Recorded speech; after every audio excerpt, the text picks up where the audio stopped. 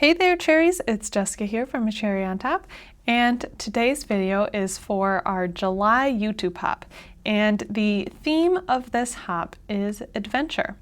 I've had this mountain scene set of stencils from Pink Fresh in the stash for a little bit, and I wanted to use them on a layout. And they were really made for card making, so there is some creative movements and placements that I had to do to use them on a 12 by 12 layout. So hopefully this gives you some inspiration to use your card making supplies on a layout and vice versa. I'm starting with inking all of the stencils up, and I am using Catherine Pooler inks.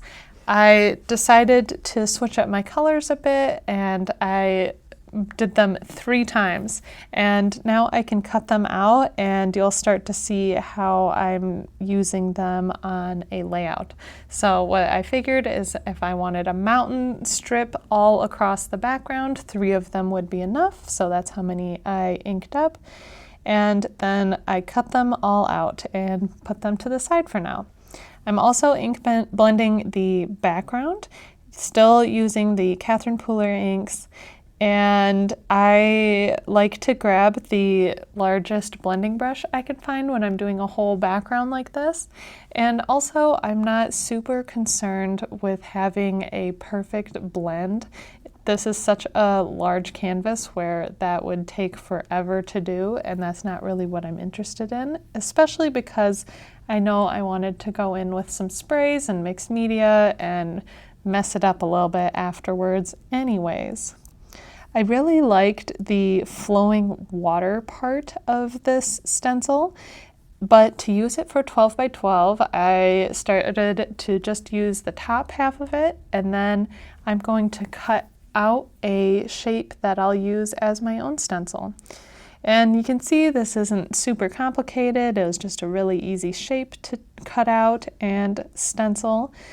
So, like I said, if you're using card making supplies, you have to get a little creative with it sometimes, but it's totally doable. Once I had that all cut out, I used some washi tape to stick it down so it wouldn't move around while I'm inking it. And just like I ink blended the rest, I am ink blending this. So because this video is for our YouTube hop, if you leave a comment on this video and then also check out all of the other videos in the hop and leave comments on those videos as well, you'll be entered to win a $25 A Cherry on Top gift card. These hops always have so much great inspiration, and like I said, this is an adventure themed hop, so hopefully you'll do some fun summer adventures that you can scrapbook or make some cards for, or art journals. I'm sure there will be a whole variety of different types of crafting going on. Along with the mountain stencils, there is also a tree layering stencil, so I made that and then I'm die cutting them out. And these will be additional layering pieces, like my main ephemera for the page. I wanted a bit more of a splattery look and kind of hide how I didn't ink blend very well, so I'm adding some distress spritzes. This also gives a bit of a metallic-y, shimmery look, which I really like. And at this point, I figure I might as well splatter over everything. I splattered on the mountains and these hills, as well as the trees. Now I wanted to continue adding to the scene a bit. I have this cloud stencil from Studio Light, and I'm using white cream paste from Stamperia. It just has a nice light cloud fluffy look to it, so I am dabbing some of that along. And I didn't want it to be like really obvious clouds, so it more just sits in the background and you can kind of see it, as well as it adds another layer of mixed media. And then I also wanted to do this to the bottom half with some grass. I had this grass stencil, I believe it's from Lawn Fawn, and I blended that around as well. And when I'm using stencil butter has a really nice shimmery look to it, and you can see how it picks up the light, and I just think that's super pretty. So I decided to add some on the mountains as well, and really just here and there throughout the page, so it has that really nice catching of the light. And also when I'm doing this with the mountains, because the mountains don't line up perfectly, it helped me blend them together a little bit more. And if you look closely, you can tell that the mountains don't line up, but from a distance, I don't think anybody will really notice. With the tree stencils, there is also these hills, so I'm using them to layer up as well. And I'm hiding some of the imperfections. I'm hiding where the mountains don't line up, and also just adding some more dimension and texture to the page. The die set only cut out 3 different shapes, and so I thought it was easy enough though to cut out some of the shapes myself using the scissors. So you can definitely personalize these your own way. Some of them I flipped, so I used the back side of what was die cut.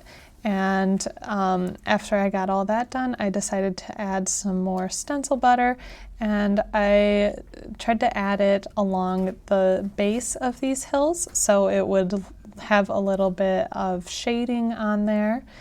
And I'm also adding some on the water. Again, I really liked the shimmery look, and this way I get some shimmery water. That's also why I'm adding the cream back in here, because water has that white ripply effect on the top, so I wanted that in the water. I'm also adding some in the mountains, and really just having fun with it at this point. If you didn't want to do this step, you definitely wouldn't have to, but I really like that, to push that mixed media look on my pages and see what else I can add onto them. That's why I love the splatters and the different pastes. And now it's time to add my photos. When I started planning out where to put them, I decided to rip up this little hill and replace it because it would have been completely covered up by my photo.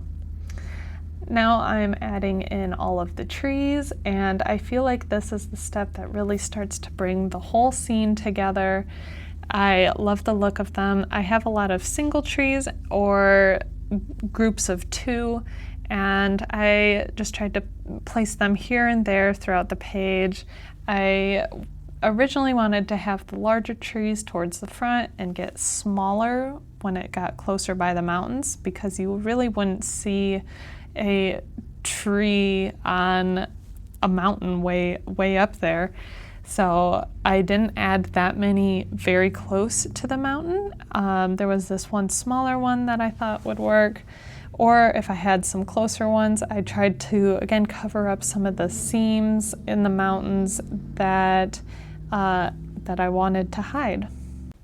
I wanted to also add a really fun title, maybe something that had a pun in it, but I couldn't think of anything that would really work very well. So I was going back to thinking about the trip, and that's where I thought the song Take Me Home Country Roads. This is a song that I was playing on the ukulele a lot as we were driving around in this area because we were in West Virginia. So I grabbed some of the lyrics and printed them out on regular copy paper and stuck them down. So instead of a title, that's what I used, was just some of the song lyrics. And then that was pretty much the end of this page. I did a couple of extra things here and there. I added some birds in the sky using one of the stencils. I added some more clouds using the stencils.